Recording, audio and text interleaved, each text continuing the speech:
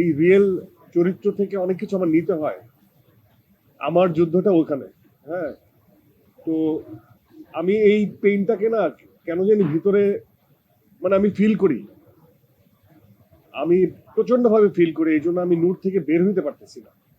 18 বছর আগের ঘটে যাওয়া ঘটনা উনি বলে দিতে পারেন। একই সাথে আমার কথা হয়েছে আমাদের রানী ভাবির সাথে, সেও বলে দিতে পারেন। তারা যখন বলেন সামনাসামনি তখন কোনো সময় ক্রোধে ফেটে পড়েন। এখন আপনারা তাদের চোখে কিন্তু ক্রোধ দেখতে পাচ্ছেন, শুধু আরামটা দেখতে পাচ্ছেন, তাদের ভিতরের হাহাকার দেখতে পাচ্ছেন না। সেগুলো আমরা দেখেছি। অনেক সময় সেই ক্রোধ আমরা পোর্ট্রেটও করতে পারি না। আমাদেরকে অনেক জেনারেলাইজ ওয়েতে সেই ক্রোধটাকে অফ করে শুধুমাত্র ইমোশন নিয়ে কাজ করতে হয়। অনেক ঘটনা আমরা দেখাতে পারি না যেগুলো আপনারা নিতে পারবেন না। সাফোকেশনের চূড়ান্ত মাত্রা সেটা হলে আপনারা এক্সপেরিয়েন্স করতে পারবেন না। তো ওইসব স্তরের মধ্যে দিয়ে আমার যেতে হয়েছে। এবং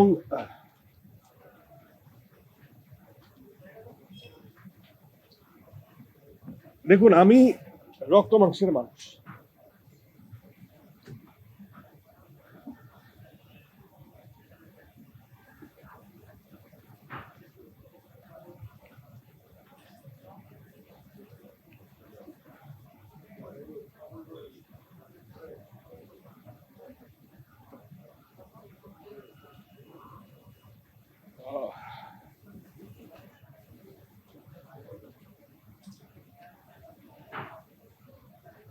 মানে যখন একজন মানুষের সাথে ঘটে যায় সেই পেইন গুলো, সেটা আমার ভাইয়ের সাথে ঘটুক আর হয়তো বা বাবার সাথে ঘটুক, সেগুলো আমরা বুঝতে পারি। আমি আসলে এভাবে কথা বলতে পারবো না।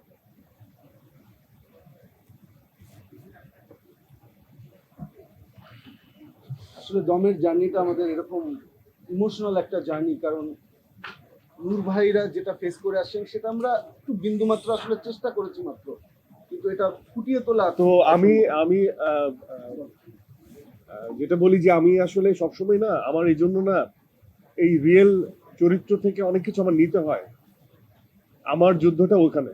হ্যাঁ, তো আমি এই পেইনটাকে না কেন জানি ভিতরে মানে আমি ফিল করি, আমি প্রচন্ড ভাবে ফিল করি। এই জন্য আমি নূর থেকে বের হইতে পারতেছি না।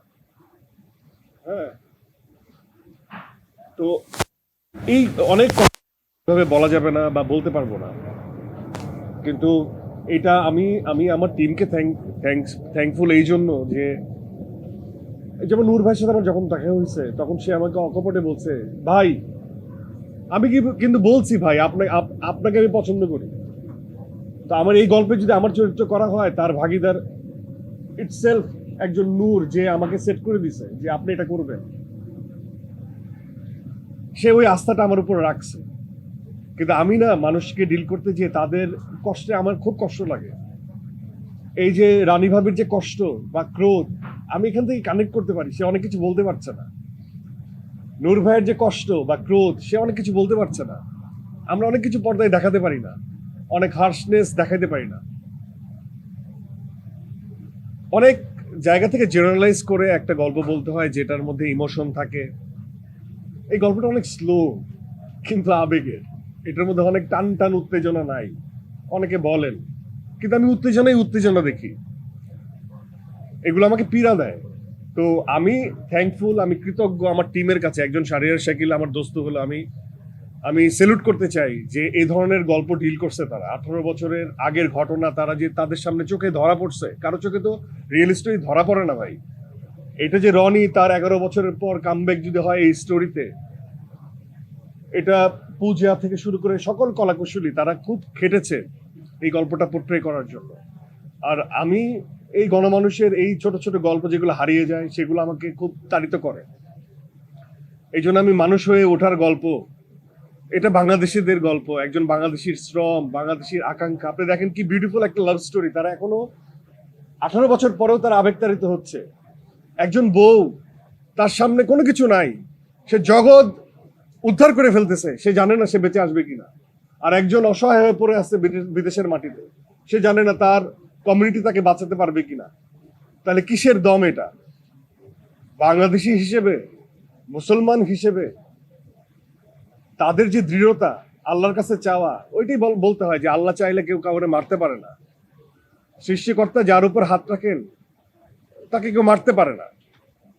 তো এটার মধ্যে অনেক সাবটেক্সট আসছে, অনেক কিছু আসছে। এটা বাংলাদেশের জয়ের গল্প, বাংলাদেশিদের গল্প, একটা মৌলিক গল্প।